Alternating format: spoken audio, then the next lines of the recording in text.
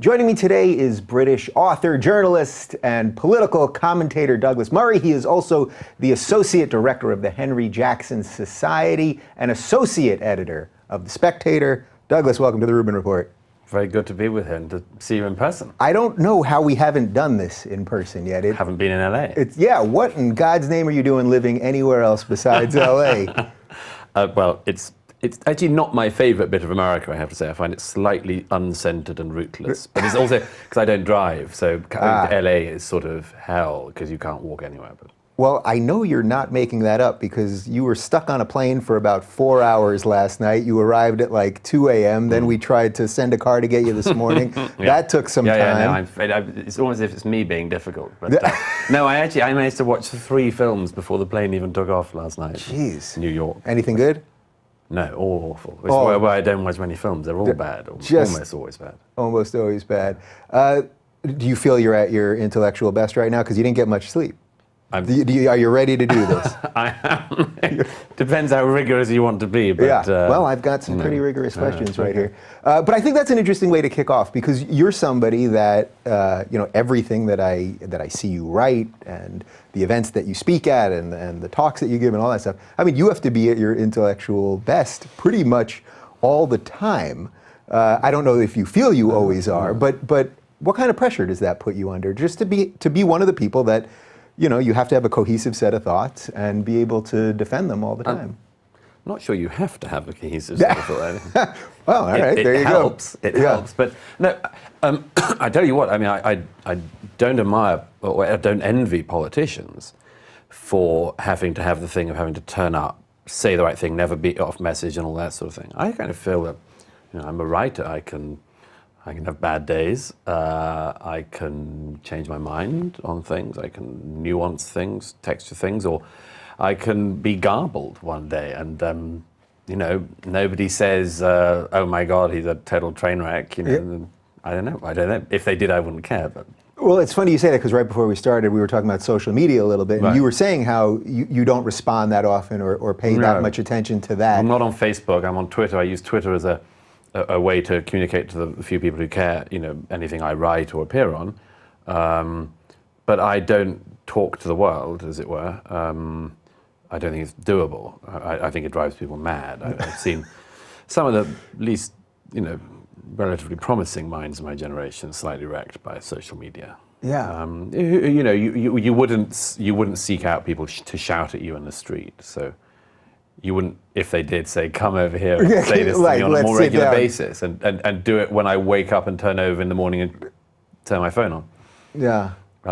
So I do think that people have to find a sort of reasonable way to live in this strange world, which is even stranger in LA, obviously. Yeah, well, it's much stranger in LA, and we are going for dinner tonight. I'm going to show you how weird it can get. If you think you know what's weird in LA, I'm gonna really show you tonight. Tell me a little bit, so we've done this once before, and it was about 2 years ago, and I had just started doing an interview show, and we talked about a lot of the problems that we both have with the left and the rise of Islam, and some of that we're going to cover here. But I thought maybe we could just talk about a little bit about your history first, and what kind of brought you to be one of the few people that is so outspoken on some of these issues. What made you care about the free speech stuff, about what's happening in the West, all of this stuff? When did that really spark in you? It's hard. I mean, these things are easier to recognize in other people than they are in yourself. I've written about a lot of different things in my life. I started writing very young. I became a published author, as it were. I wrote my first book when I was 18. It came out when I was 19 or 20, I think. And that was on literature, or literary figure. And then I started writing about politics. And the one thing which somebody once said to me about me, as it were, that I thought was probably somewhere near the truth, was that somebody once said that I had a very low tolerance threshold for lies. And I think there is something in that. I genuinely, maybe it will wear out at some point, but maybe I'll just overdose, as it were, on lies. But I find, I don't like being told lies. And I don't like it about historical things. That's why my first book was partly about, I think, a set of historical misunderstandings that had happened in relation to the figure I was writing about. And I wanted to correct them. And then in politics, of course, if you have a low tolerance threshold for lies, maybe it's just not the right area to go into. Yeah, that was my next question. Maybe you picked an odd thing to be writing about. Got into surfing or something. I don't know, but Yeah. politics and political lies, galvanizes me. And I suppose the other thing is that I'm not a political nut. I don't really care who's running in that district for which party and which party they voted for 4 years ago. And I sort of think it's interesting. It's not what I spend my life feeling particularly impressed or enamored with. But I do think that if you care about the culture in the widest sense, as I do, then you've got to be interested in politics. You've got to take some attitude towards it. And they say not in order that you further your political goals or something. If you want to do that, you should really be a politician. But I think in order to try to safeguard the culture, I mean, I don't even mean the culture, I mean really to safeguard the practice of culture, really. Yeah. And then that's what politics seems to me to be very largely for. I'm quite interested in taxation, I'm not very interested in it. I just want the circumstances to be right for the culture to thrive. Yeah. So when people say, "Oh, I'm not a political person" or something like that, I hate that phrase because it really, what are you actually saying? You're either pretending that you're above it or you somehow don't need it, and yet politics. You're right. It's about creating the conditions so that you can do all of the other things you care about. I think what a lot of people mean when they say that is, I'm not a party person. I'm not going to bore on about the Labour Party or the Conservative Party or the Democrats or the Republicans. I think that's what people mean. But in any case, a lot of the people who said that some time ago don't say that anymore. In fact, maybe the more they said in the past they weren't a politics person, the more now they're shrieking and gibbering and storming. Yeah, do you think there's a danger in that? So we had all these people that, whatever that meant to them, they weren't politics people, but now everybody's shrieking and screaming and everyone's in the part of it that you just said doesn't really do it for you, that piece of the day-to-day racehorse stuff. And that's why I try to focus on the philosophical stuff, because the who's running for this or all of that stuff, yes, it's important at some level, but it's the bigger picture stuff that I think really matters. Yes, and to a great extent in your country and in mine, there is a type of person now who I think has got politics all the wrong way around. I mean, maybe it is, as I say, people who didn't pay much attention to it in the past, but there are people who are now, I think, putting onto politics an amount of weight that it can't bear. Yeah. It's about their entire existence, as it were. And I wouldn't want that to be the case at all. I mean, I had with a colleague some time ago sort of informal competition after the Conservative Party won the 2015 election in Britain. Had an informal competition to say, what's the nuttiest thing anyone said? And the best was this woman at The Guardian who wrote a column saying that basically she cried herself to sleep every night and she woke up in the morning crying and sometimes she stopped crying, but she woke up and she thought, oh my God, I've had a nightmare. No, it's true. And then she burst into tears again. Yeah. See, that person shouldn't really be in the community, should they? Right. But if I have views obviously on who I want to win and at any one time which party I'd vote for, but I cannot imagine any scenario in which I became such a gibbering wreck that I just wept all the time, or, because she might not have been telling the truth, this columnist, right, or thought it wise to say to people, that's the state I'm in. Right. Well, it shows her victimhood. She's such a victim she can't sleep. The best is when you see the Huffington Post or one of these pieces, probably in The Guardian too, where it's not just them that are crying. Their children are waking up having nightmares about Trump. My 3-year-old's having a nightmare about Trump. Mummy, they say, what should I tell my 3-year-old? Now he's asking about Trump. And you go, I know, tell him to go to sleep. Yeah. I mean... It's so funny. I tweeted this out a couple months ago, but when in the middle of the election, all these articles are being written to how Trump is affecting kids, this whole thing.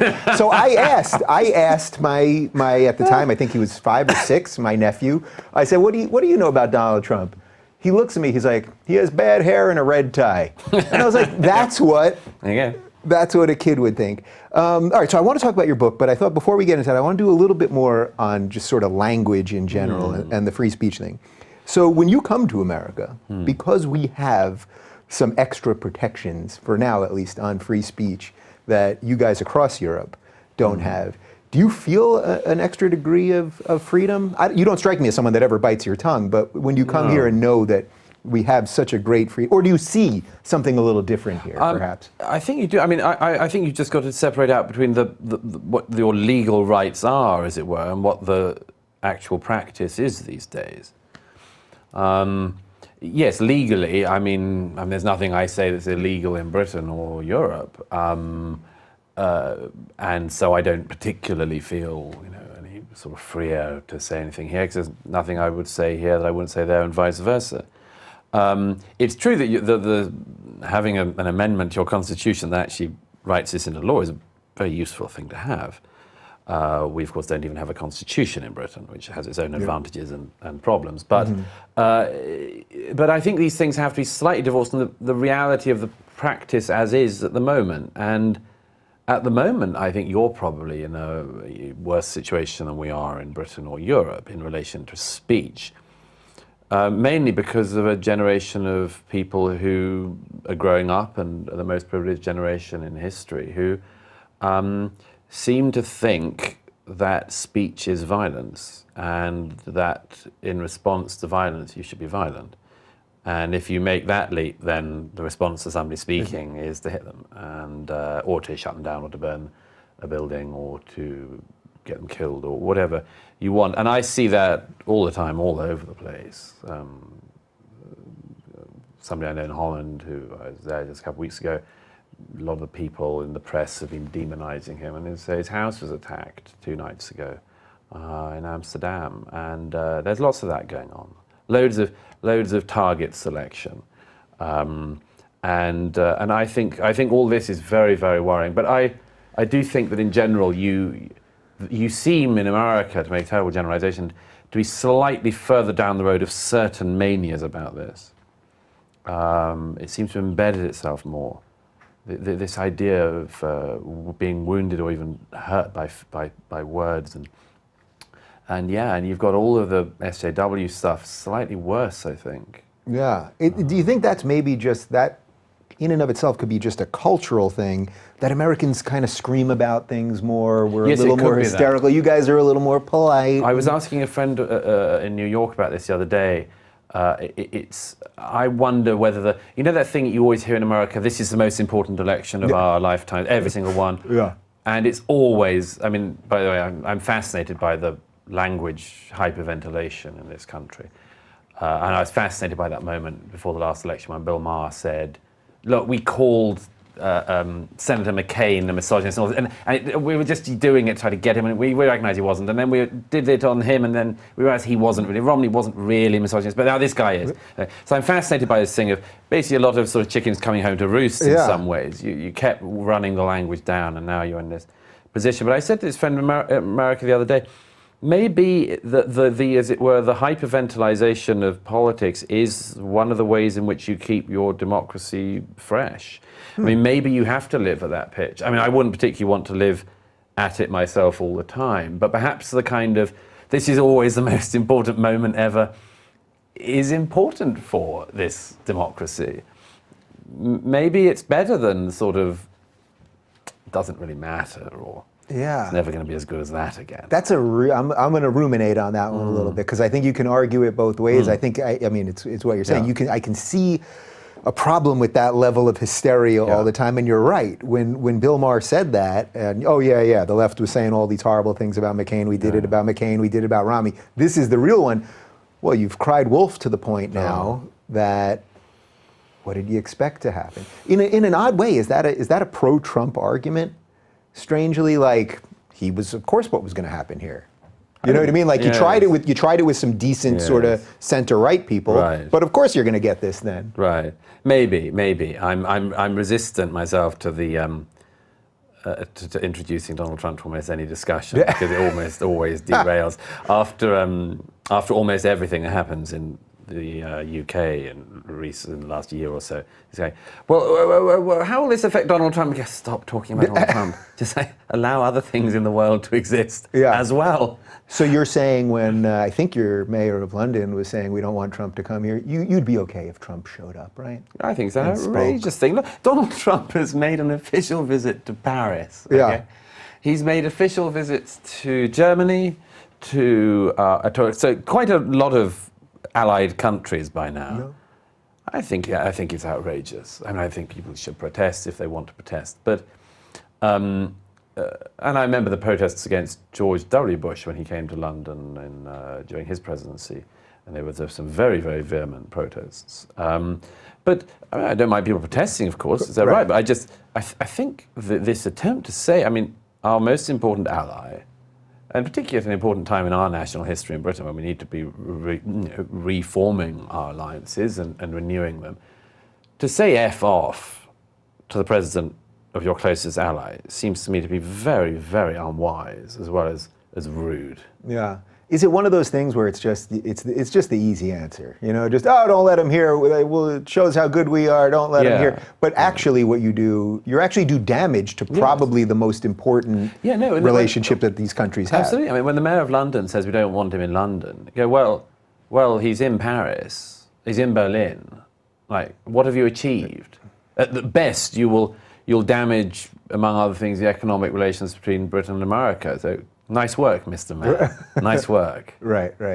All right, so we're almost at your book. So I thought this is the good transition here. I was listening to, I think it was not your last discussion with Sam Harris, maybe the one before that.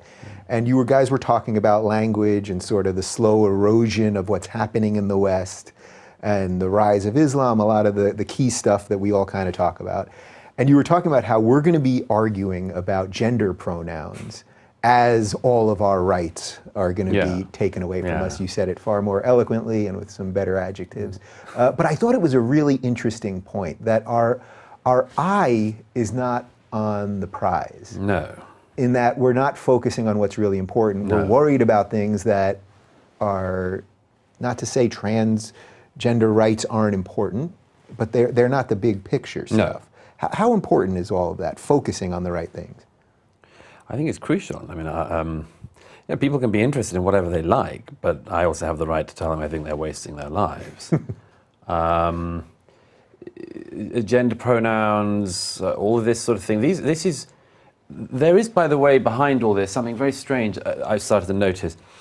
Among all of the fascinating things about this, one of the ones that interests me most is why you get this introduction to almost every discussion as if we as human beings are sort of solvable things.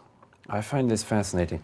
Most of the trans stuff is, identify that you're of the wrong gender at an early stage. By the way, I'm very suspicious about all that, but I can think of a lot of effeminate young men who shouldn't have drugs even encouraged towards them. Yeah. When you say that, you mean you're suspicious of the way we're treating them, or of the sort of psychological... the psychological thing in general. But let's say in the case where somebody actually does genuinely feel that they are in the wrong body and so on, there is just this awful thing in it, as in so many other discussions at the moment, and if you nix that, you'll be right. Mm-hmm. And I think, no, once you sort that out, you'll face all the same problems everyone else faces in their lives, and maybe some new ones.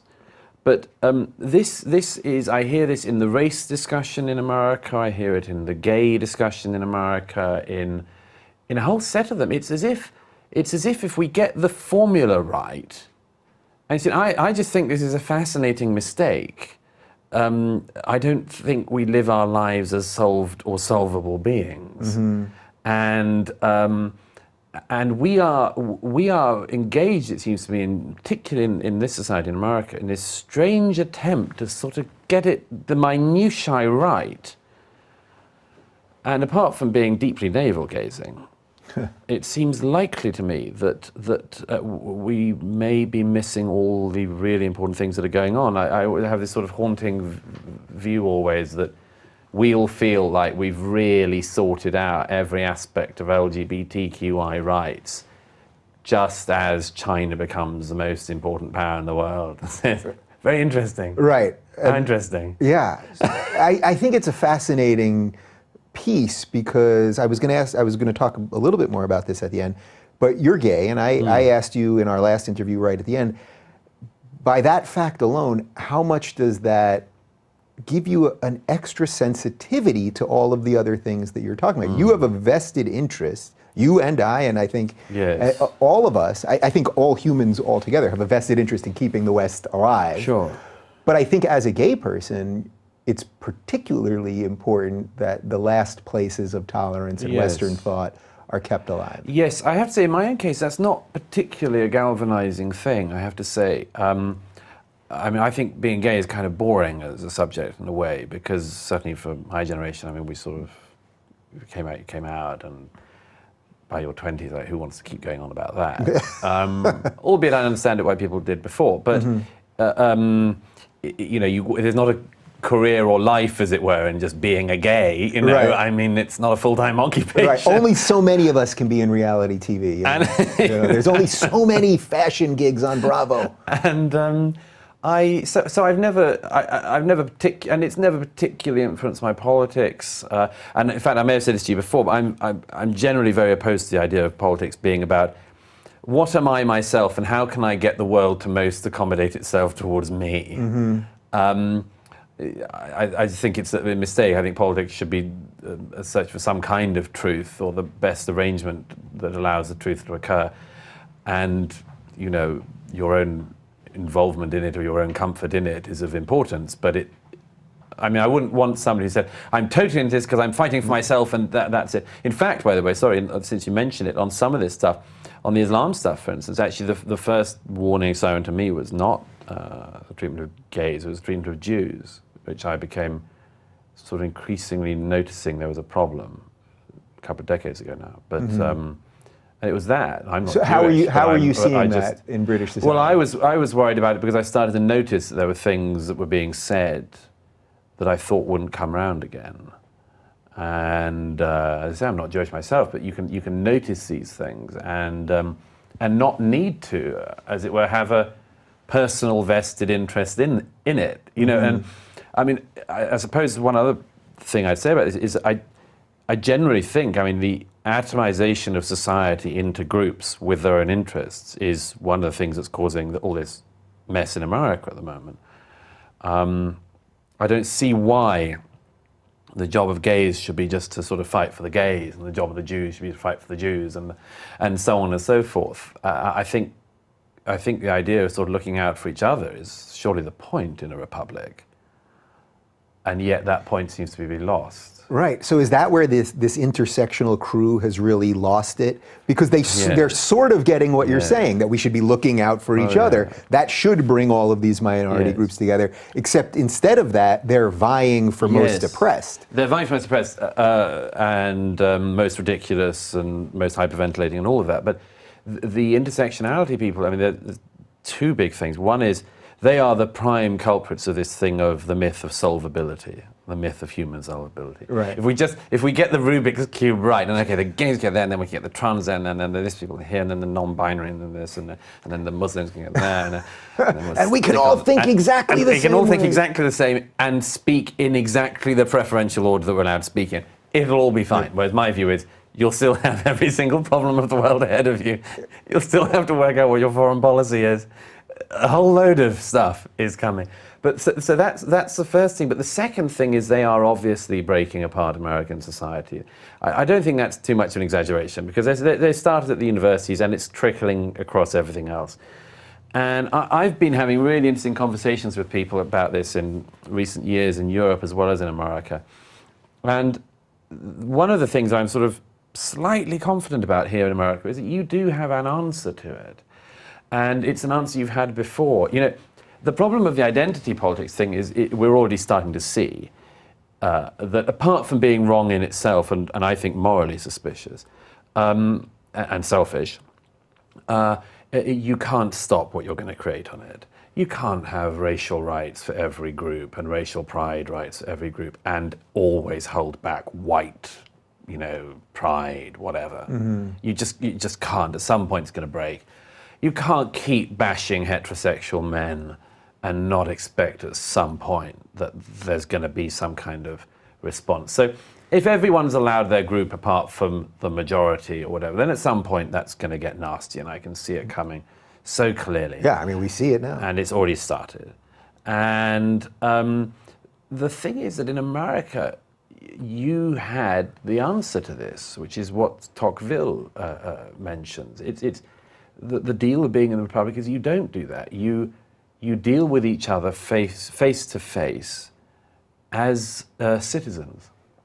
You don't do it as just people coming to hawk something in the marketplace, but face to face as individual citizens in the Republic. And this is the only way out. But I think there'll obviously be some mania before you get back there again. Yeah, you know, it's funny. May you get back there. May we? Yeah, emphasis on may. You know, it's funny. The way I do the show, I try not to talk about individual people too much because I'd always rather focus on the ideas. But as you're saying this, I'm thinking of something very specifically that Linda Sarsour, who I'm sure you know. I spent an evening with Linda Sarsour in Brooklyn some years Really? ago. Yeah, a couple of years ago. How did that go before I tell you my little anecdote? I don't think we got on roaringly. I sensed some sexual you guys tension, know how to turn actually. it. There was a bit of sexual tension in the room. Unavoidable. But no, the fact is actually we're asked to debate the Kroc phantom word Islamophobia at the Brooklyn Art Museum, and I like a challenge. And I think our mutual friend Ayaan Hirsi Ali was also meant to be there. But various things happened. The Garland shooting happened, and it was decided it wasn't safe for Ayaan. I still did it and things. But yeah, the whole thing, it started off with the other side sort of giggling about the fact that Ayaan couldn't even turn up, you know, they were sort of using it against her. And as if Ayaan's afraid of anybody. Yeah, I mean. Yes, I encountered Linda Sarsour before she became, as it were, infamous. And I thought she was a very nasty, very bitter, very un-American, actually. I just say that because she knows, like all demagogues, how to introduce herself, and introduce herself as a sort of proud Brooklynite, a proud American, a proud Palestinian, etc., etc. I thought in an interesting order. But it was clear that she sort of really hated America, or at least hates the America that exists currently, because it was me that ended up having to explain to the audience that, for instance, the New York police don't just go around persecuting Muslims. You know, like, it's just a willful misrepresentation of the American authorities at every turn. Mm-hmm. So I thought she was very dishonest, very unpleasant.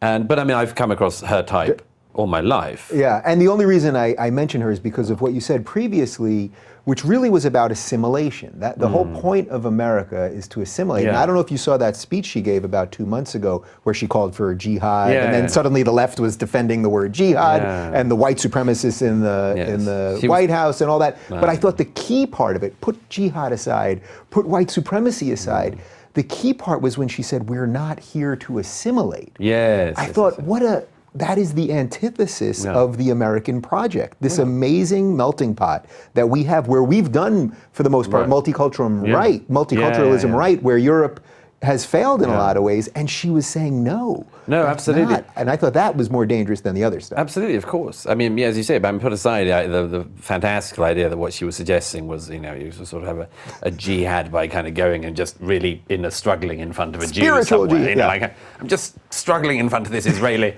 It's just one having a turmoil. Yeah.